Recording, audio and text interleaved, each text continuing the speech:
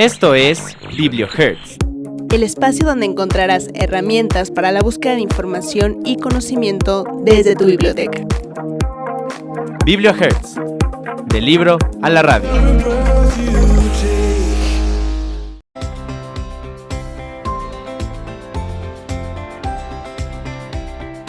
Hola, ¿qué tal? Bienvenidos a Bibliohertz, su programa del libro a la radio.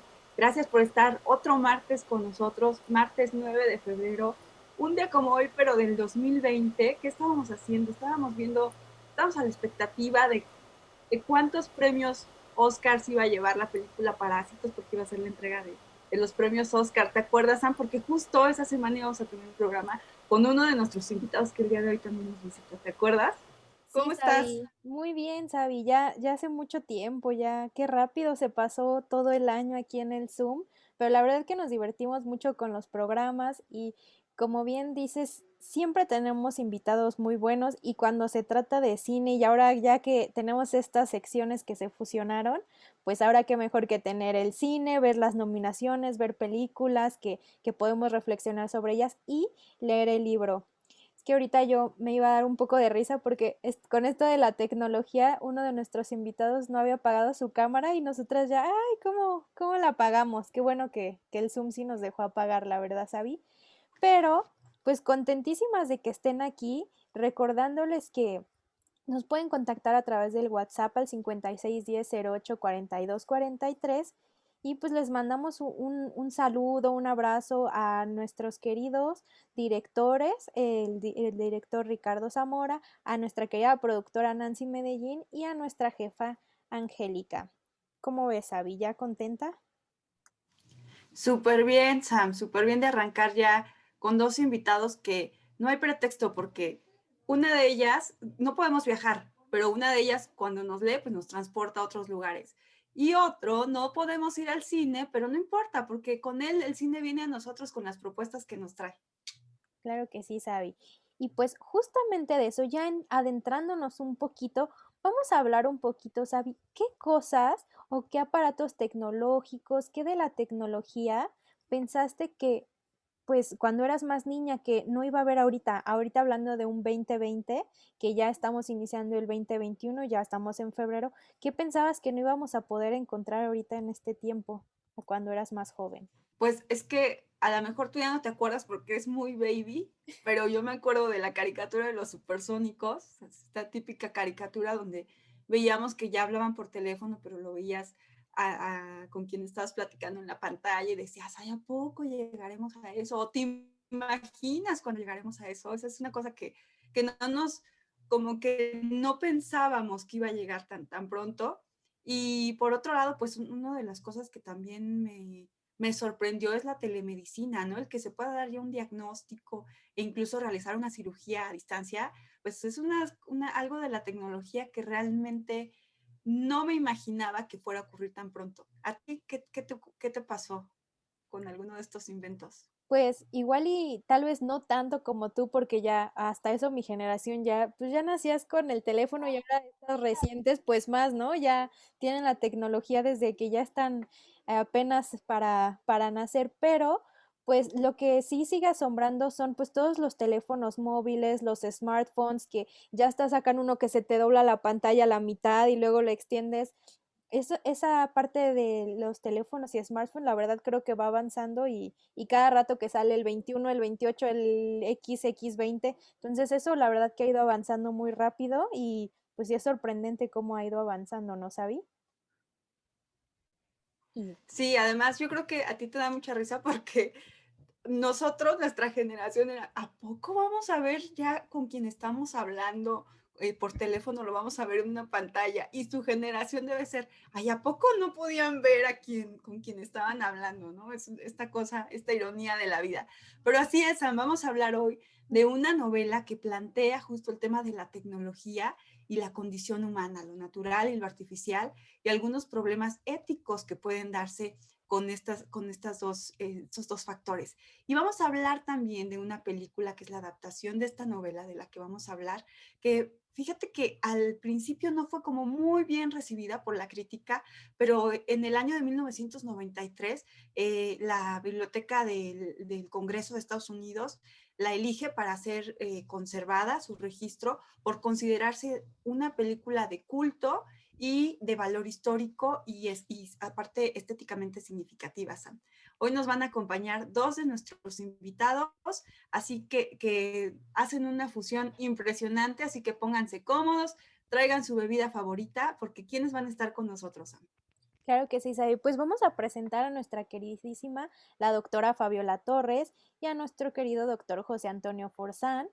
Y pues nos van a compartir, como siempre, ya tenemos unos programitas teniendo esta gran fusión, la savia de los libros, y desde el libro los saludamos y pues, ¿cómo se encuentran hoy, doctor, doctora? A ver si por ahí. ¿Cómo están? Muy buen día. Creo que tengo alguna dificultad para la cámara. Si ustedes me ayudan, por favor. Sí, ha de ser porque Sí, es la que creo apagué que yo como... manualmente. Sí. Es aquí como yo. Ahí estamos, tengo el control bienvenidos, de ¿cómo todo, están? ¿verdad, Sabi? Sí, muy bien, gracias. Encantada de estar con ustedes de nuevo con este libro tan interesante. Muy bien, pues Muchas Bienvenidos, gracias. ¿qué tal, doctor Forzán? Bien, muy bien. Muchas gracias por la presentación, gracias por la invitación y gracias por la compañía, la doctora Fabiola Torres. Muy bien, en un momento ya nos platicará de dónde anda ahora el doctor Forzán, que siempre en cada programa nos preguntamos, ¿y ahora dónde anda el doctor Forzán? Pero antes de iniciar, ¿qué les parece? Que les hacemos esta pregunta que nosotros nos planteamos al principio, porque hay algo que ustedes no se imaginaban, algún invento tecnológico que hoy lo estamos viviendo y que no se imaginaban que lo íbamos a vivir tan pronto o que iba a existir ese avance tecnológico. Para quien quiera empezar. A ver, yo creo que Internet y el despliegue tecnológico y todo lo que conlleva en las últimas décadas, ¿no? Yo creo que no nos esperábamos que fuera tan abrumador y que el hecho de estar todos conectados, pues cambiar aspectos en prácticamente todos los ámbitos de nuestra vida. Ahorita con el tema de la pandemia, que estamos enclaustrados, pues nos podemos dar cuenta de cuánto nos ha permitido tener Internet, ¿no? Cuántas cosas no podríamos hacer comenzando por trabajar, comenzando por este programa, por ejemplo, si no tuviéramos esta capacidad de conectarnos o de estar interconectados, ¿no? Yo creo que Internet es, por supuesto, de las grandes revoluciones que hemos tenido y a lo mejor los viajes espaciales, ¿no? El comenzar a acercarnos un poquito más a pensar en una futura colonización de Marte, que también es a propósito del libro que vamos a leer, pero que haya ya una empresa que está destinando recursos, además de la NASA, ¿no? Para explorar cohetes que en algún momento puedan llevar tripulación a Marte, es muy interesante, es muy prometedor, ¿no? Pues, pues yo vi el decrecimiento de las computadoras en carne propia, porque mi papá se dedicó toda su vida profesional a la programación, ¿no? Bueno, y es muy interesante porque, pues, me acuerdo, yo estaba muy chico, no sé qué edad tendría, que me llevó a su oficina y era un enorme galerón en donde había unas máquinas enormes a temperaturas, pues no bajo cero, pero casi, y era pues una cosa impresionante, ¿no? Cómo nos llevaba también, nos trajo a nosotros unas tarjetitas perforadas en donde pues se metían las indicaciones a las computadoras, ¿no? Entonces hasta me regaló una vez una de Snoopy, ¿no? Entonces, bueno, que no sé en dónde ande, seguro la tengo, pero no la he visto últimamente. Pero después nos llevaba pues cosas muy, muy interesantes. Alguna vez nos dejó en la casa unos como moldes para roscas, y estaba debajo de un mueble de la casa, y yo le decía, oye, papá, ¿y eso qué es? No, allá adentro traigo letras, ¿no? Eran iba a decir USBs, pero pues ya yo soy un nostálgico de los USBs, pero nada más. Pero eran los antecedentes de los disquetes, ¿no? Entonces, pues yo he visto cómo pues estas grandes computadoras se han vuelto cada vez más pequeñitas, ¿no? Y entonces, como dice Carl Sagan, en nuestro teléfono celular, cualquiera que sea, aunque sea un oxomóvil, tiene más recursos tecnológicos que los que llevaron el hombre a la luna. Entonces es impresionante este decrecimiento y más bien lo que a mí todavía me queda es lo pendiente, lo que vendrá. Y ese es Arturito, pero ya después platicamos. Muy bien, doctor y doctora, pues ya platicamos un poquito de estos avances y pues estos, ¿por qué estamos hablando de ellos? Porque ya hablábamos de que vamos a hablar de una película, vamos a leer un capítulo de libro, bueno, unos 3 capítulos de libro, y esto lo vamos a relacionar a, pues, qué es lo que esperaba en un futuro. Entonces, nos queremos situar, la película bien nos empieza, ¿no? En noviembre del 2019 en la ciudad de Los Ángeles.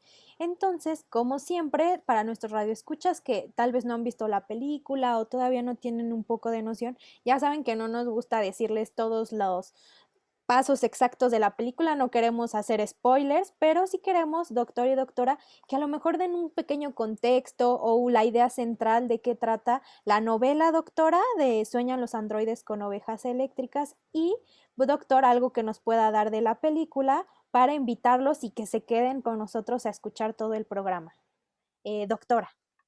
Claro que sí. Bueno, es una novela que se escribe en los 60s, ¿no? Es una proyección, una distopía, ciencia ficción, y efectivamente la historia transcurre en los 90s, ¿no? Ya quedamos superados en el tiempo, pero se trata que después de una gran guerra mundial, dice, ya nadie recuerda por qué fue la guerra, pero ocurrió, hay radioactividad en la Tierra, los seres humanos tienen que emigrar a otros planetas, pero también ya está tan avanzada la tecnología que hay androides que son tan similares a los seres humanos que ya no es posible distinguir a simple vista quién es humano, quién es un androide.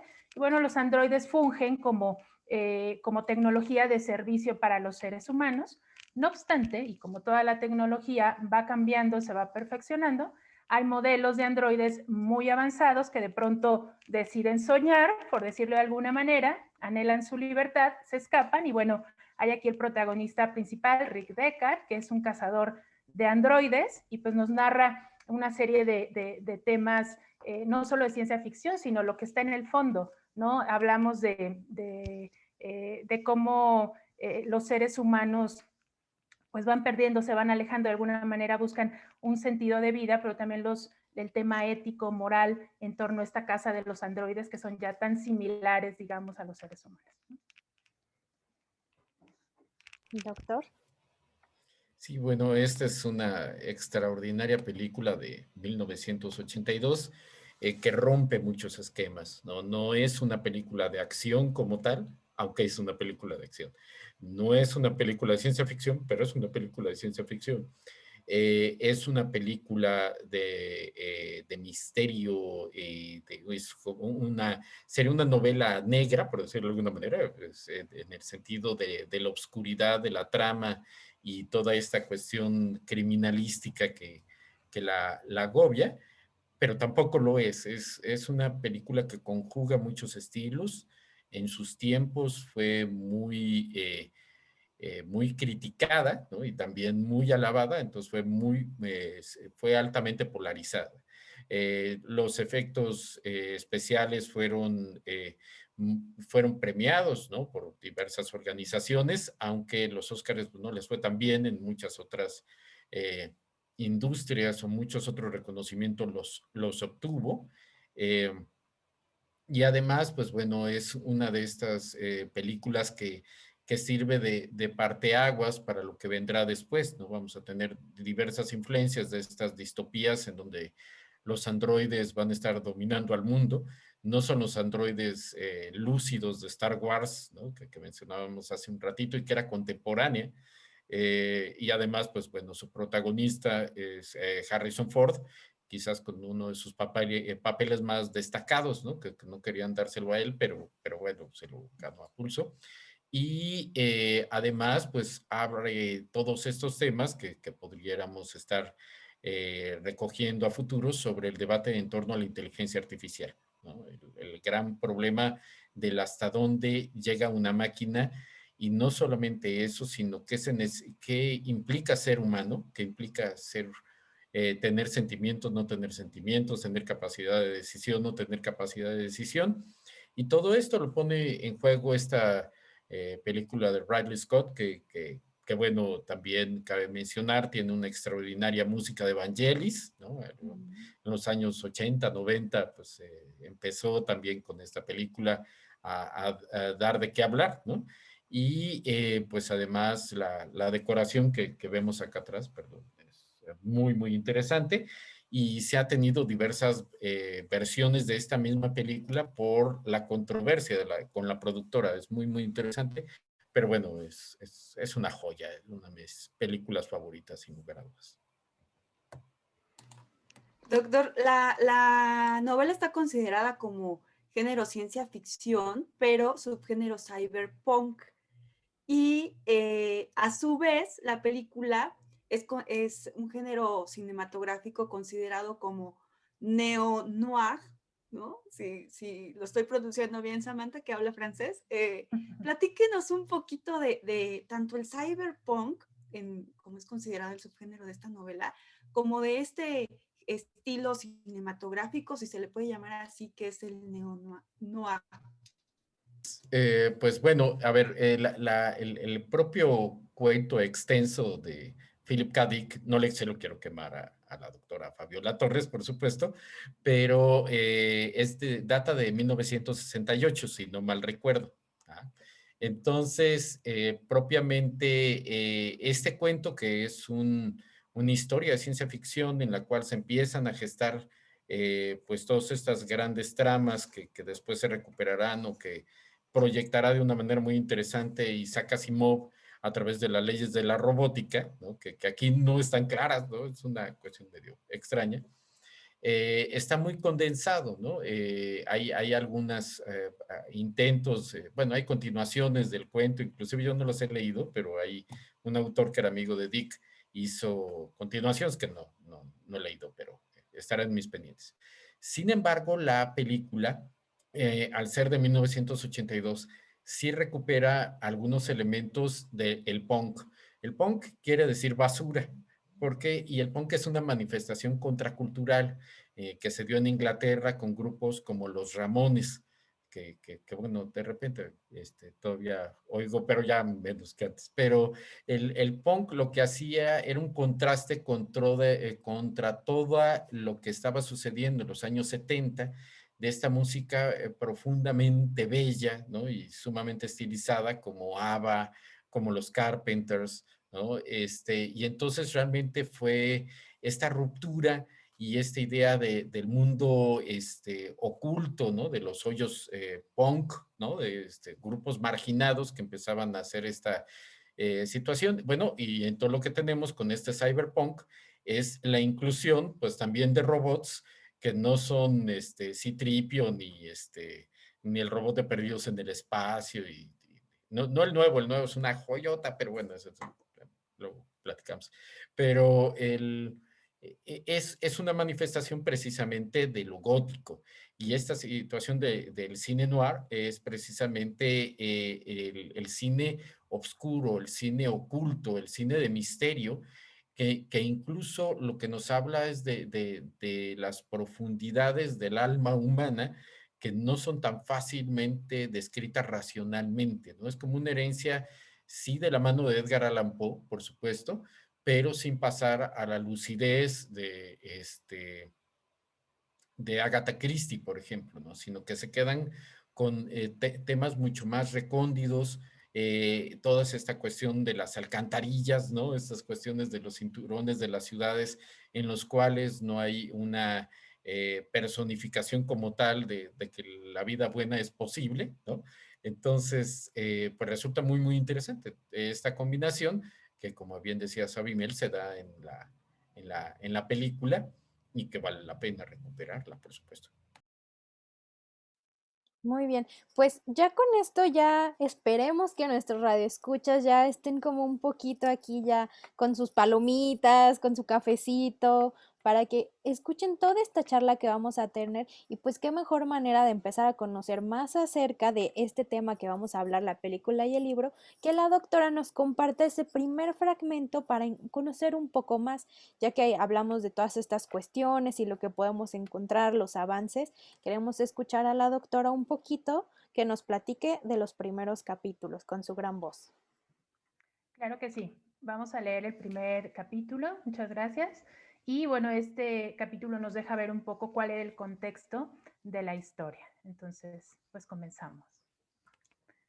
Una alegre y suave oleada eléctrica, silbada por el despertador automático del órgano de ánimos que tenía junto a la cama, despertó a Rick Deckard. Sorprendido, siempre le sorprendía encontrarse despierto sin aviso previo, emergió de la cama, se puso en pie con su pijama multicolor y se desperezó. En el lecho, su esposa Irán abrió sus ojos grises nada alegres, parpadeó, gimió y volvió a cerrarlos.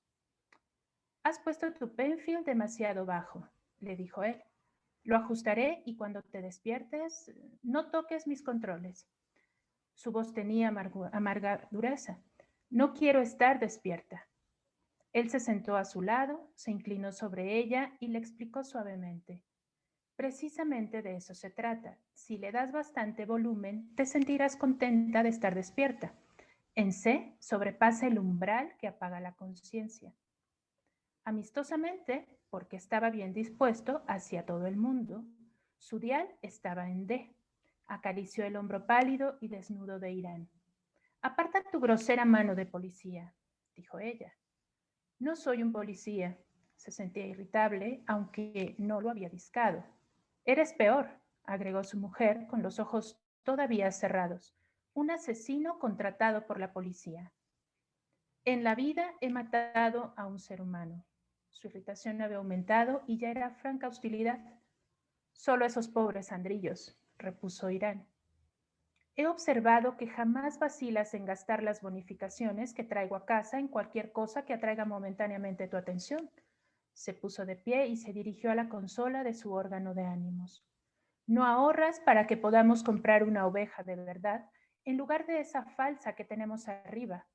Un mero animal eléctrico, cuando yo gano ahora lo que me ha costado años conseguir. En la consola vaciló entre marcar un inhibidor talámico que suprimía su furia o un estimulante talámico que le incrementaría lo suficiente para triunfar en una discusión. Si aumentas el volumen de la ira, dijo Irán atenta con los ojos abiertos, haré lo mismo. Pondré el máximo y tendremos una pelea que reducirá a la nada todas las discusiones que hemos tenido hasta ahora. ¿Quieres ver? Marca. Haz la prueba.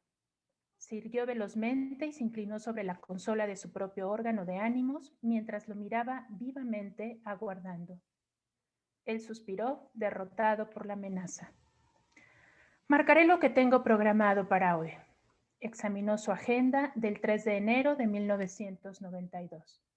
Preveía una concienzuda actitud profesional. Si me mantengo al programa, dijo cautelosamente, ¿harás tú lo mismo? Esperó. No estaba dispuesto a comprometerse tontamente mientras su esposa no hubiese aceptado imitarlo. Mi programa de hoy incluye una depresión culposa de 6 horas, respondió Irán. ¿Cómo? ¿Por qué has programado eso? Iba contra la finalidad misma del órgano de ánimos. Ni siquiera sabía que se pudiera marcar algo semejante, dijo con tristeza. Una tarde yo estaba aquí, dijo Irán, mirando naturalmente al amigo Buster y sus amigos amistosos, que hablaba de una gran noticia que iba a dar cuando pasaron ese anuncio terrible que odio. Ya sabes, el del protector genital de plomo Mountain Back. Y apagué el sonido por un instante. Y entonces oí los ruidos de la casa, de este edificio, y escuché los apartamentos vacíos, completó Rick. A veces también él escuchaba cuando debía suponerse que dormía. Y sin embargo, en esa época, un edificio de apartamentos en comunidad ocupado a medias tenía una situación elevada en el plan de densidad de población. En lo que antes de la guerra había sido los suburbios, era posible encontrar edificios totalmente vacíos, o por lo menos eso había oído decir. Como la mayoría de la gente, dejó que la información le llegara de segunda mano. El interés no le alcanzaba para comprobarla personalmente. En ese momento, continuó Irán, mientras el sonido de la TV estaba apagado, yo estaba en el ánimo 382. Acababa de marcarlo. Por eso, aunque percibí intelectualmente la soledad, no la sentí. La primera reacción fue de gratitud por poder disponer de un órgano de ánimos Penfield, pero luego comprendí que poco sano era sentir la ausencia de vida, no solo en esta casa, sino en todas partes, y no reaccionar. ¿Comprendes? Me figuro que no. Pero antes eso era una señal de enfermedad mental. Lo llamaban ausencia de respuesta afectiva adecuada. Entonces dejé apagado el sonido de la TV y empecé a experimentar con el órgano de ánimos, y por fin logré encontrar un modo de marcar la desesperación. Su carita oscura y alegre mostraba satisfacción, como si hubiese conseguido algo de valor. La he incluido 2 veces por mes en mi programa.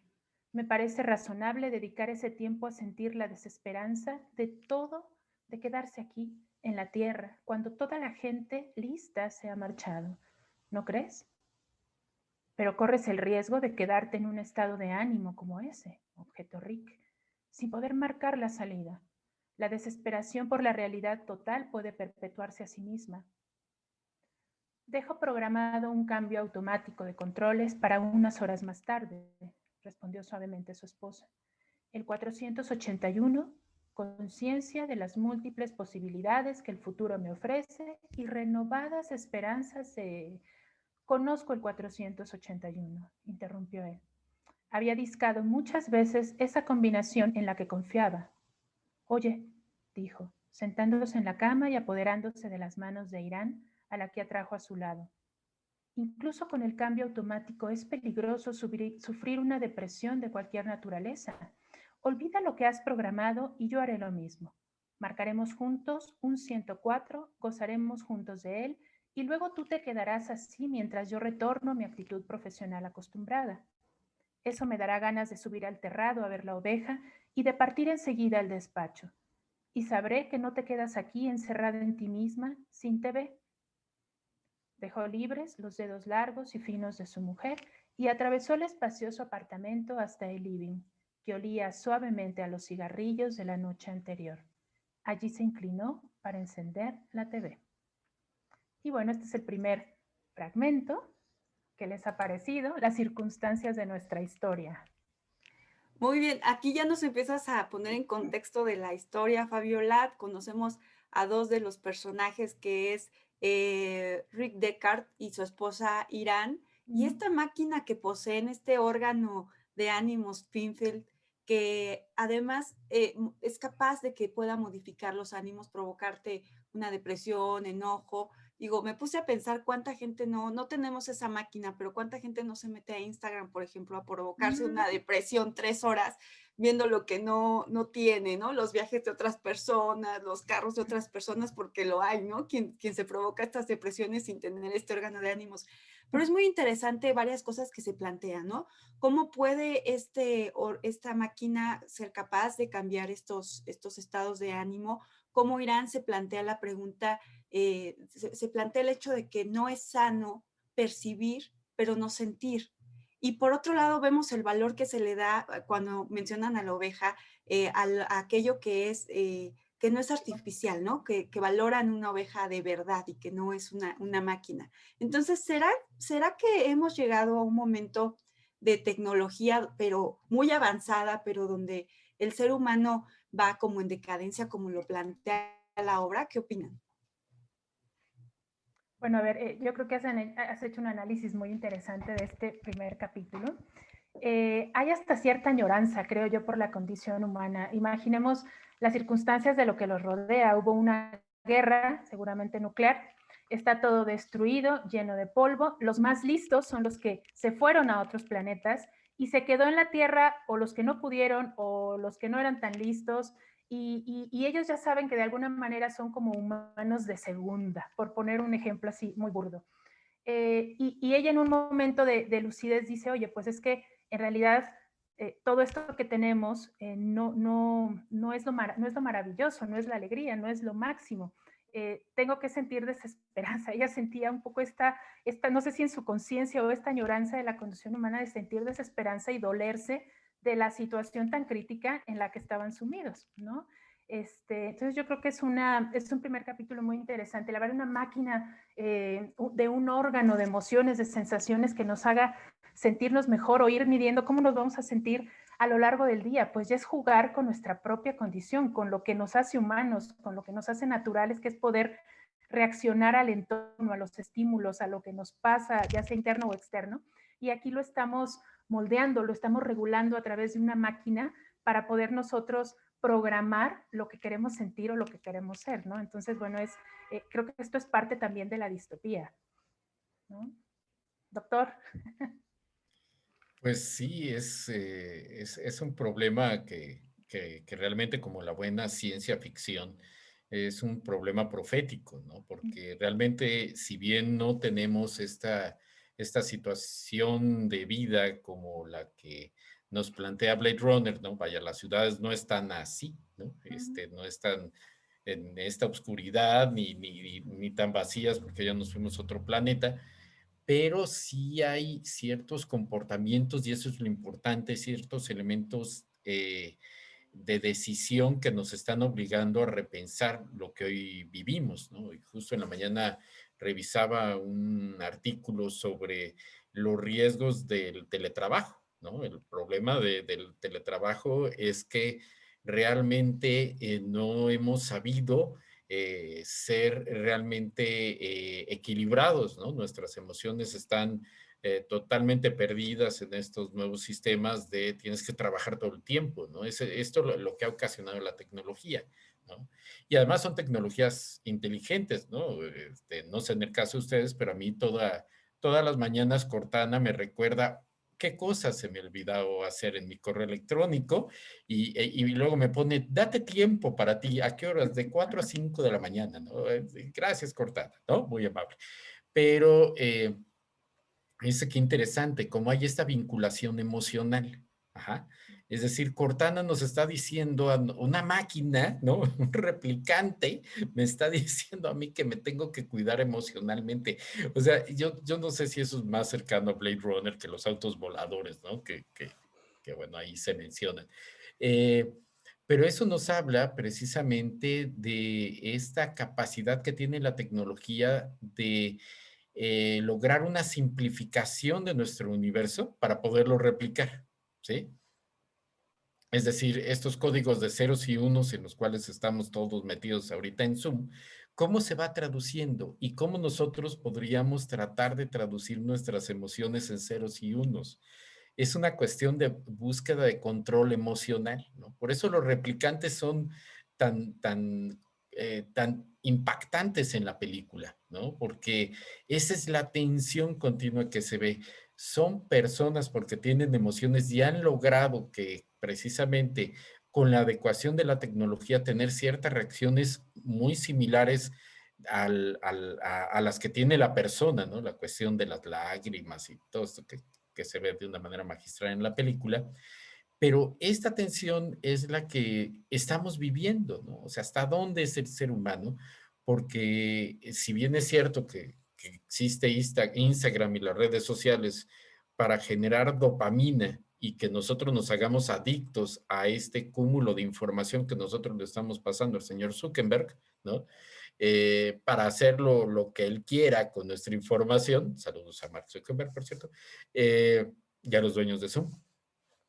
Pero por el otro lado, también tenemos otra cuestión importante, que son los psicotrópicos, ¿no?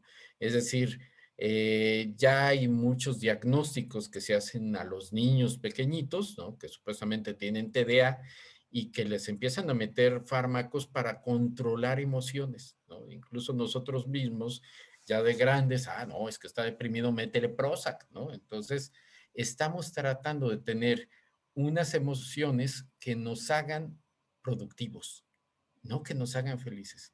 Es que ya no puedo, estoy muy deprimido por el trabajo, ahí te va el Prozac. No, ya estoy bien, entonces ahí puedo estar. Termino el trabajo, viene el Prozac, ¿no? Entonces, o por el fármaco que quieran. Pero entonces, ¿para qué estamos metiéndonos o para qué existe este control emocional? para ser productivos, no para ser felices.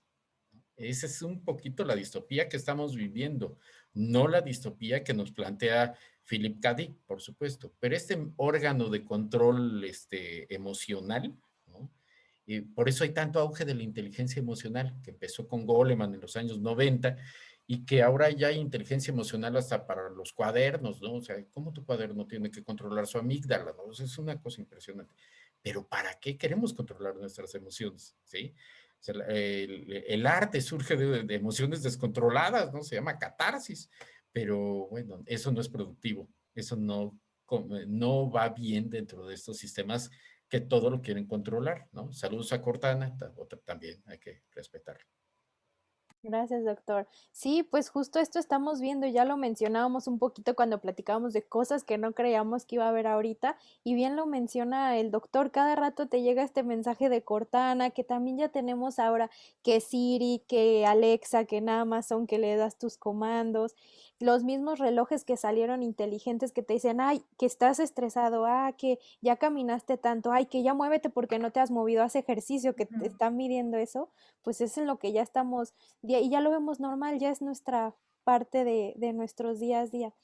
Y hablando de toda esta tecnología, de este personaje central, de las emociones, queremos platicar un poquito de este Rick, este ex policía que vemos, este policía en el libro. ¿Qué características encontramos de este personaje? Porque también se hace un planteamiento de, y por eso dejé de ser policía, porque aunque eran replicantes, él tenía este conflicto de no me hace sentir mejor si hice algo a un replicante que yo lo veo muy parecido a mí. ¿Qué podemos encontrar de este personaje? ¿Cuál es su misión? ¿Qué podemos platicar de él, doctora? Bueno, a ver, yo creo que hay analistas que dicen que el nombre de Descartes está vinculado con Descartes y que se alude precisamente a este dilema ético de si debería moralmente causar mella en él matar a un andrillo que luce como un humano, que se comporta como un humano, que gesticula, que parece tener las mismas emociones de un humano y que no pasa nada, ¿no? Que es simplemente una máquina. Entonces, es un personaje, pues es de los encargados en perseguir a estos androides para matarlos, recibir una bonificación, como le decía su esposa, no es un mero policía, pero creo que en el trayecto, en la trama, a partir de este test que nos habla de la empatía, ¿no? Que es la manera de poder distinguir a los androides de los seres humanos, para él ese es lo veo yo como su escudo, ¿no? Es un poquito con lo que él acalla su conciencia, si se puede decir de esa manera, porque no son seres humanos y en el momento de identificar que es un androide porque no tiene empatía, pues no pasa nada, ¿no? No es un ser vivo, por tanto no debo sentir culpa, no debo sentir un peso moral si los elimino, ¿no? Sí, es esta cuestión de continua tensión entre qué es un objeto y qué es algo que no es un objeto, ¿no? Porque un objeto genera cierta responsabilidad y cierta posibilidad de sentido. No podemos estar rompiendo los cuadernos del otro, ¿no? Tenemos que respetarlos y hay que entender pues también la dinámica de producción de los cuadernos, ¿no? Pero en este caso hay una cuestión importante que de nueva cuenta lo que ve Rick es el problema de qué es lo que identifica a una persona como tal, ¿no? Entonces, por eso, como bien señala la doctora Torres, pues hay una tensión porque ya no sabe si los replicantes o los andrillos, ¿no? Son seres humanos o no son seres humanos.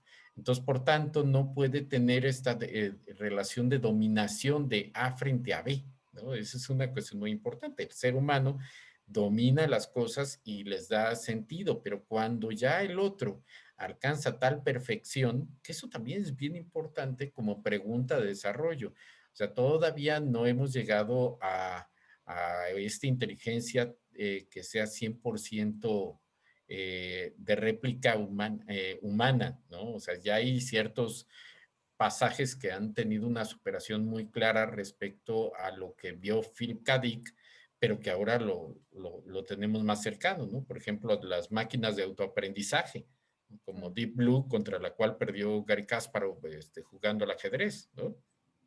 o nuestros propios teléfonos celulares que ahorita mencionaban. Deseas activar no sé qué aplicación para que conozca tus patrones de conducta, ¿no? Los Mm. algoritmos. ¿Por qué Netflix siempre me pone estas películas que a mí me gustan? O sea, ya son inteligencias de autoaprendizaje. Ajá. Todavía no tenemos estas cuestiones de que sean tan perfectamente claras la parte emocional. Ajá. El problema va a ser cuando esto, si acaso, ¿no? Esa es la gran pregunta, llegaremos a producir una serie de replicantes que no solamente autoaprendan, que eso está muy interesante, pero también hay que tener cuidado, ¿no? El proyecto Watson de IBM, en lo cual, pues, ahí echen un ojito, porque resulta que Watson autoaprende de tal manera que ya ganó un Jeopardy, el concurso este donde uno tiene que formular las preguntas para prever las respuestas, que es un proceso de inteligencia y de inferencia que no es tan fácil lograr como seres humanos y menos como máquinas y ya les ganaron los malvados de Watson, ¿no? Saludos a IBM, por cierto. Pero sí es importante empezar a ver qué se puede aprender de esa inteligencia artificial que a lo mejor en manejo de datos nos puede llegar a superar, pero en la forma de atender esos datos, de interpretarlos y significarlos para nuestra existencia, todavía no se lleva a cabo.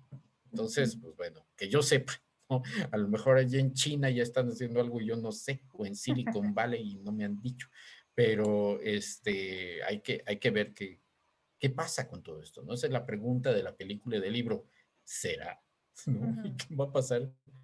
Sí. Y si va a pasar, ¿cómo? ¿No? O sea, ¿qué vamos a hacer nosotros? Y además hay una parte en la historia en la que está esta duda de si al involucrarte con un androide tendrías entonces sí el valor, ¿no? De matarlo después, que es lo que ocurre con el personaje de Rachel, ¿no? Entonces era una especie de prueba que también Rick tenía que superar y a mí me parece que hay una ironía, nos perfeccionando un androide, el modelo Nexus 6, que incluso decía, tiene tal capacidad de memoria y de procesamiento que es más humano que el humano, ¿no? Un poquito lo que, en la línea que decía el doctor. Pero también vemos en este primer capítulo que hay un aparato, que es un órgano de emociones, donde se está programando al ser humano. Entonces, qué ironía, un humano desarrollando un androide que es que tiene mayor perfección que el propio ser humano en ciertos aspectos y por otro lado creando un aparato que a la vez parece que quiere programar lo que hay de humano en los seres, que es precisamente esta capacidad de reacción, de humanidad, de emociones, de sentimientos, de empatía, etc. Entonces es como una ironía ahí en el fondo muy interesante. Sí, vemos que ya hay como, está involucrado esto de la bioética, pero es curioso porque es en 1968 cuando se publica Sueñan los androides con ovejas eléctricas, pero es en 1971 cuando se acuña ya el término de bioética, ¿no? Entonces es como que iba un poquito adelantado nuestro autor Philip Dick. ¿Qué les parece si vamos a leer el siguiente fragmento y regresamos porque está muy buena la plática? Así que adelante, Fabiola. Muy bien, este es el capítulo 3. Camino de su trabajo, Rick Deckard, como sabe Dios cuántas otras personas solían hacer, se detuvo un momento ante una de las mayores tiendas de animales de San Francisco. En el centro del escaparate, a lo largo de toda la manzana, había un avestruz dentro de una caja de plástico transparente y calentada. Según la placa informe de la caja, acabada de llegar del zoológico de Cleveland. Era el único avestruz de la costa oeste. Después de contemplarlo, Rick permaneció unos minutos mirando el precio con expresión sombría. Luego se dirigió hacia la Corte de Justicia de la calle Lombard, a donde llegó con un cuarto de hora de retraso. Mientras abría la puerta de su despacho, su jefe, el inspector de policía Harry Bryan, lo llamó. Tenía la cara roja, orejas salientes e iba vestido descuidadamente. Sus ojos revelaban perspicacia y conciencia de casi todo lo que tenía importancia. Lo espero a las 9:30 en el despacho de Dave Holden. El inspector hojeaba rápidamente los papeles de copia mecanografiada que llevaba sujetos a una tablilla. Holden está en el hospital Mount Sion, con una herida de láser en la columna. Tiene por lo menos para un mes, hasta que consigan una de esas nuevas secciones plásticas de columna. ¿Qué ocurrió?, preguntó Rick pasmado. El día anterior, el jefe de cazadores de bonificaciones del departamento estaba perfectamente. Al terminar la jornada, había partido en su coche aéreo, como de costumbre, a su piso situado en Oak Hill, la populosa zona de mayor prestigio de la ciudad. Brian murmuró algo por encima del hombro acerca de las 9:30 en el despacho de Dave y abandonó a Rick. Y cuando éste entró en el suyo, escuchó la voz de su secretaria, Ann Marsden, a su espalda. ¿Sabe qué le ocurrió al señor Holden, señor Decker? Le dispararon. Siguió a su jefe al interior del despacho, encerrado y repleto, y puso en marcha la unidad de filtrado del aire. Sí, respondió él, ausente. ¿Habrá visto uno de esos nuevos andrillos súper inteligentes que está fabricando la Rosen Association? Dijo la señorita Marsden. ¿Ha leído el folleto de la compañía y el manual de instrucciones? El cerebro Nexus 6 que emplean tiene 2 trillones de elementos y puede seleccionar 10 millones de caminos neurales distintos. Bajó la voz. ¿No le han dicho nada de la llamada de esta mañana? La señorita Wilde me contó exactamente a las 9. ¿Alguien llamó por aquí?, preguntó Rick. No, respondió la señorita Marsden. El señor Bryant llamó a la WPO en Rusia y les preguntó si estaban dispuestos a enviar una protesta formal por escrito al representante en el este de la Rosen Association. ¿Todavía quiere Harry que retiren del mercado la unidad cerebral Nexus? No le extrañaba. Desde la presentación de sus características y estudios de rendimiento en agosto de 1991, la mayoría de las agencias policiales que se ocupaban de androides fugados estaba protestando. La policía soviética no puede hacer más que nosotros, dijo. Legalmente, los fabricantes del Nexus 6 estaban amparados por las disposiciones coloniales, puesto que su casa matriz estaba en Marte.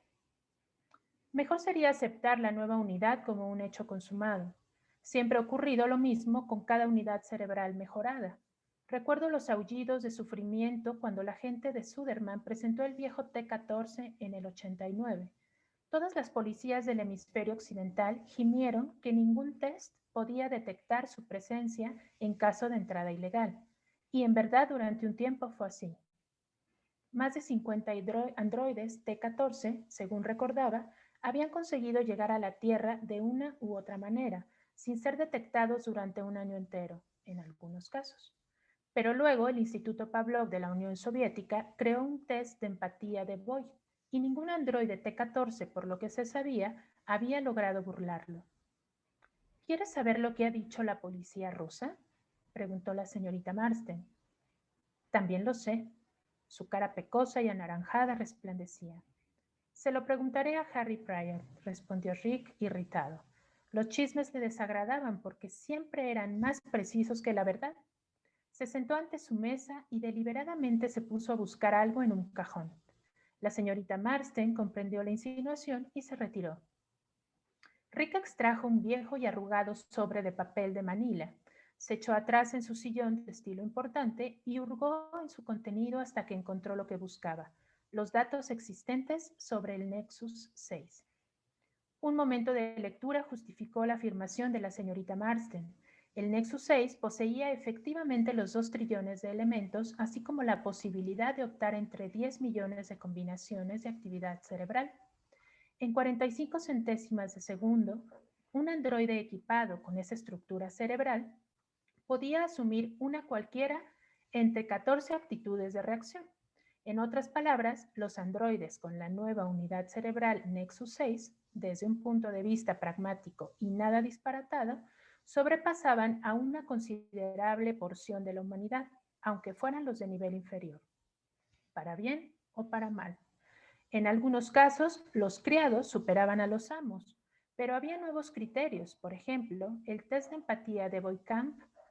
Un androide, por dotado que estuviera en cuanto a capacidad intelectual pura, no podía encontrar el menor sentido en la fusión que experimentaban rutinariamente los seguidores del mercerismo, y que tanto él mismo como prácticamente todo el mundo, incluso los cabezas de chorritos subnormales, lograban sin dificultad. Se había preguntado, como casi todos en un momento u otro, ¿por qué precisamente los androides se agitaban imponentes al afrontar el test de medida de la empatía? Era obvio que la empatía solo se encontraba en la comunidad humana, en tanto que se podía hallar cierto grado de inteligencia en todas las especies, hasta en los arácnidos. Probablemente la facultad empática exigía un instinto de grupo sin cortapisas. A un organismo solitario, como una araña, de nada podía servirle. Incluso podía limitar su capacidad de supervivencia al tornarla consciente del deseo de vivir de su presa. Y en ese caso, todos los animales de presa, incluso los mamíferos muy desarrollados como los gatos, morirían de hambre. Y así termina este fragmento que nos habla un poco de los androides y de este test de empatía que permite diferenciarlos del resto de los humanos, más bien de los seres humanos. Gracias, doctora. La verdad es que ya por el tiempo, esta plática que estábamos teniendo tan buena, ya se nos va a acabar el tiempo, en verdad, qué rápido nos ha pasado, pero ya hemos conocido un poquito más de lo que trata esta película, el libro que estamos leyendo, pero un poquito ya conocemos qué es este test que hablábamos, cómo puede ir viendo sus reacciones y cómo podemos ir checando todo esto. Así que, doctor, queremos que nos platique un poquito para aterrizar de una manera muy, muy breve. ¿Qué es esta prueba particular del Void Camp? ¿Qué es lo que presenta? ¿Cómo servía? ¿Cómo lo podían identificar y ver si era un replicante, una persona? Bueno, precisamente es esta prueba para ver hasta dónde llegan emociones y no emociones, pero yo me quiero desviar, perdón, de la pregunta porque hay algo que creo que es fundamental antes de que termine, y es hablar precisamente del antagonista de Roy Batty, que es el replicante que realmente pone en cuestión cualquier tipo de test. Se sale de toda la posibilidad de articulación y tiene este diálogo, este monólogo impresionante, ¿no? Que dice que ha visto cosas que las personas no podrían creer, ¿no? Y ahí está esta división de esta nueva raza inteligente o con sentimientos y que al final de cuentas termina siendo más emocional y más radical que los seres humanos en la película. Y por eso tiene ciertas relaciones de empatía que los otros no pueden llegar a tener con los propios replicantes.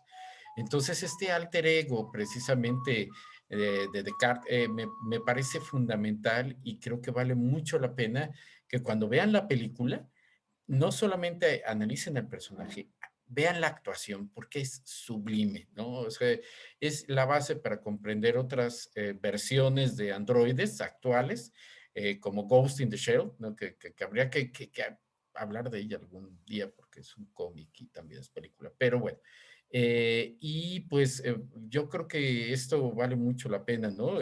Recuperar y pues bueno, perdón por si me desvío un poco el tema, pero ya como nos queda poco tiempo, yo quería decirles, vean este personaje que es extraordinario y que falleció el actor que actuó como él, falleció el año pasado, ¿no? Entonces, como un homenaje. No, está excelente, doctor, que lo mencione. ¿Y qué les parece? Nosotros prometimos que iba a haber 3 intervenciones de Fabiola, que nos iba a leer 3 intervenciones. ¿Qué les parece que vamos con otra? Nada más para conocer y dejar picados a nuestro público y que conozcan otro personaje que es Rachel. ¿Qué les parece? Y regresamos, todavía tenemos unos minutitos. Adelante, Fabiola. Me gustaría mirar, dijo Rachel, sentándose. Nunca he visto realizar un test de empatía. ¿Qué mide este aparato? Esto, dijo Rick, sosteniendo en alto un disco chato adhesivo de donde partían varios cables, mide la dilatación capilar en la región facial. Sabemos que esta es una respuesta autónoma y primaria, lo que llamamos vergüenza o rubor ante un estímulo moralmente inquietante.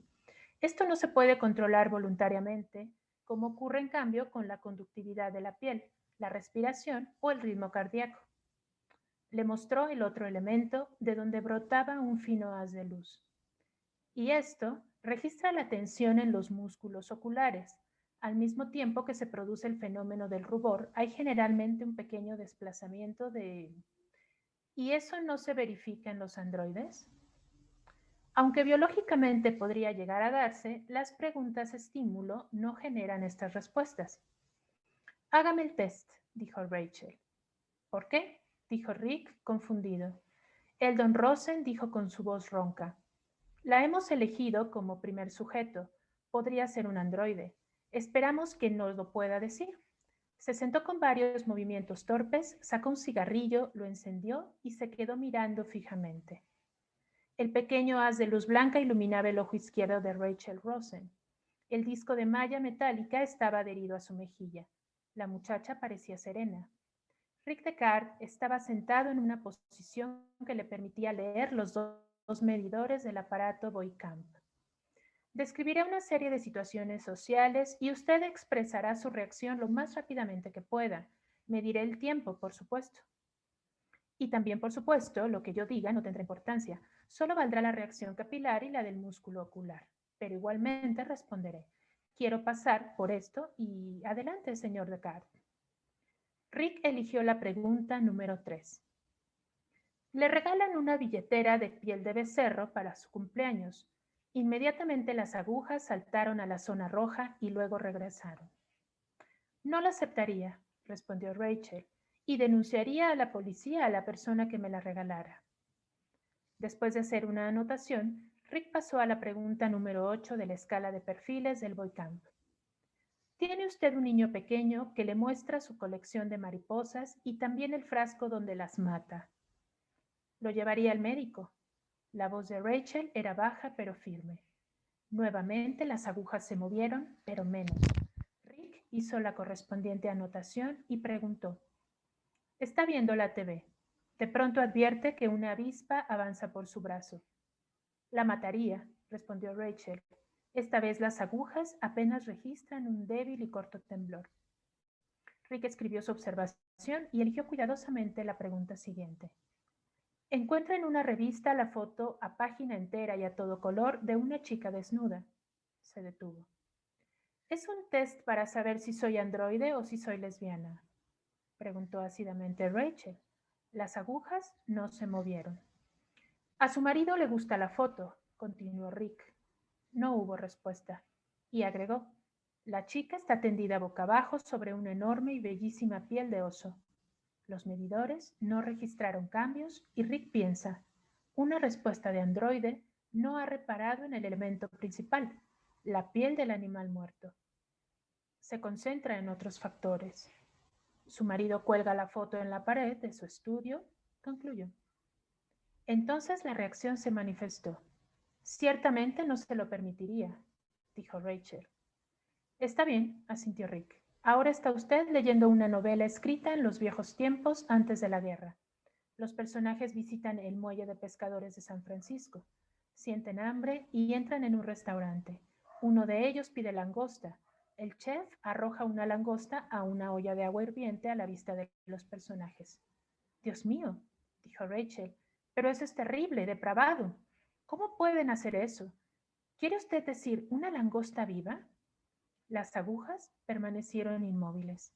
La respuesta era formalmente correcta, pero simulada. Y así tenemos un ejemplo de este test que mide la empatía, pues a partir de preguntas que moralmente deberían causar una emoción o un impacto en un ser humano que lo fuera, ¿no? Y no en un androide. Fabiola, pues qué mejor que dejar con las ganas de ver tanto la película de Blade Runner como leer este libro de Sueñan las ovejas. Suenan los androides con ovejas eléctricas. Les agradecemos muchísimo, estamos sobre tiempo, pero nos dejaron con muchísimas ganas de querer platicar más sobre el tema y esperamos su próxima participación para ver qué nos traen. Mil gracias, Fabiola. Doctor Forzán, muchísimas gracias por su tiempo y por traernos toda esta información. Samantha, muchísimas gracias y nos vemos el próximo programa. No sé si el doctor Forzán quiera darnos un último comentario o ya nos vamos, pero... Pues hay que hacerle caso a la ciencia ficción, que no pase desapercibida porque son profetas. Y pues bueno, a leer ciencia ficción, a ver películas de ciencia ficción que son muy divertidas y que nos promueven a pensar. Ok, muchísimas gracias a doctor. todos. Fabiola, pues para despedirnos solo queremos agradecer a todos los que nos escribieron en Facebook, Angélica, Soco, que ya nos está viendo otra vez, esperemos que esté mejor, a Ignacio, a Jesús y a Gaby que nos manda un gran saludo y que nos felicita, Sabi, por nuestro primer aniversario de BiblioHertz, así que qué mejor manera de festejar con la doctora Fabiola y el doctor Forzán en este gran programa que tuvimos hoy. Muchas gracias, gracias a todos, que tengan bonita tarde, coman rico. Bye. Buena tarde. Bye.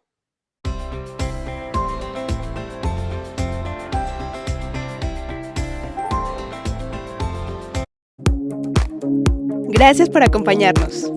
Esto fue Bibliohertz, Te esperamos la próxima semana. para llevarte del libro a la radio. Every breath you take